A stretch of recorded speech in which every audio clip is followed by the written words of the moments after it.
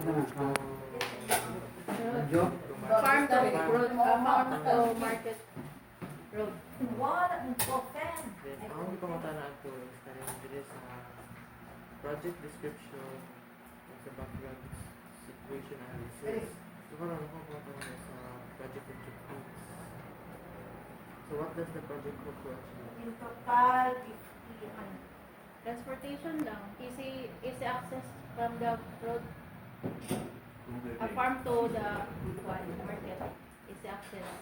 What are the strategies that must be done to meet the objectives? What are the Strategies. propose the budget? Strategies din. Before we propose the budget, we use the statistic analysis from the people. Paano tato si Julia diri? Kila sila Julia wala na po mo. Desired Yeah. impact and outcomes of the project. What are the long-term effects of the project? It will be used in the future Telefon ate, message ate. Ang tawagan si Julia, wala yung radyo. Wala man na yung radyo. future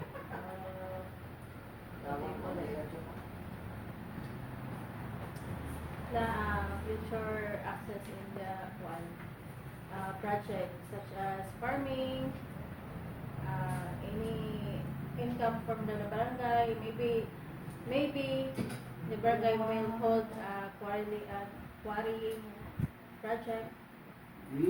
What are the specific measures to sustain the project? What are the Specific measures. specific measures? We don't have any specific measures, but still it is based on the budget plan. What are the linkage with other initiatives or reforms in the higher development or governance concern? Linkage. As of now, it's not in the budget of the barangay. It is also connected to the local government unit and the provincial government. Risk management plan. What are the risks and factors that hamper or hinder the successful implementation of the project? Activates and achieves of project outputs. The risk, maybe the calamity, the flood, the What are the measures that would mitigate from such risk? the measures, safety precaution from the barangay disaster risk management. So, project organization and staffing. Office staff is designated. Office staff designated, the barangay workforce, and in line with the municipal disaster risk. Responsibilities. The responsibilities is to keep safe. Desisyon sa tanang nagunay itong radyo. Ay magkalimot na alas 4 ang orientasyon. Interruption. Samok kay ka. Alaga video na siya. Malayo, ganit ko. Sa to, Responsibilities. the responsibility is to keep safe and Tawagan na ako sa Lidyan.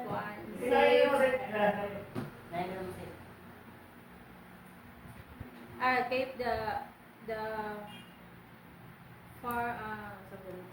community safe. Diyan. Contact persons. Contact persons are Pariyon mo. workforce, barangay workforce and LGU workforce. Contact details, the barangay captain and the barangay secretary and disaster risk. So, project work plan. Basis of the project. Okay. Basis of the Project. Like dates. dates, specific dates. Jadi, wala ka makatawag. Tapos ito na ito, gi-propose to na barangay road. I don't know. Dito sa... Nalito ko eh. I would like to introduce to you the Committee on the Infrastructure, Honorable Jay Castellanos. He is the one He is the one that Charge of one way. is in charge of the barangay road Continue. concreting. Atay. Bitaw ko yun. Maybe it's July 2024. Activities. Yung konsey mo? Activities, as of now, we are preparing for the culvert for the preparation of the road concreting. Then next is the Ulit kita pa isa. backhoeing of the barangay road. Tapos patro, mabitaw. Jadi, wala. Final is the concreting. Tapos tabakan ko sa inyo, malimot na ba yung ka? Art po out Ingo for na ba yung budget, it katulog? will be 2025, the middle of the year. Indicators. Mingo na ba yung katulog ko? Indicators. Mura mo. Example lang. Mura man din sila tigluog sa. We are just Ang bintana. preparation for the road Bilas, concreting. Hindi ka man nagdila. Person in charge. Katulog ko. Committee on Infrastructure, Honorable J. Castellanos. Sekretary mo. Resources need. Ha? Resources needed. Resources needed. Sand and gravel. Culvert. What else? Infrastructure Committee. Cement. Bakto. Back.